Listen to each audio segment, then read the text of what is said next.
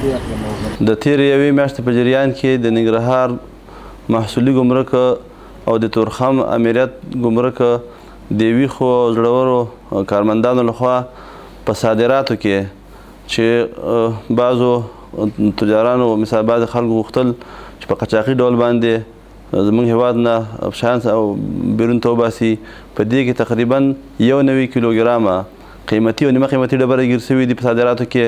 15 عدد دوربینان، 15 عدد مخابرې، 1 عدد دوربین او یو اندازه د امپور اصلحې پرزجات. او په وارداتو کې تقریبا 3500 کیلو هایدروجن پروکساید چې دا تحت کنټرول مواد دي دا ګیر شوي دي. 4200 کیلوګرامه امونیم کلوراید چې دا د صرف شوینده یعنې د وینځلو صابون په بوجیو کې جابجا شوي وو، دا زموږ کارمندان نیولي دي. او تقریبا 8 ټنه بې کیفیته چای دا زموږ کارمندانو د دې مخنیوی کړی چې دا بازار ته عرضه شي. او په تړاو یې تقریبا د پورته ممنوعه غیر قانوني توکو په تړاو باندې په تور باندې 8 کسان عدلي او قضایي ارګانونو ته معرفي شوي دي.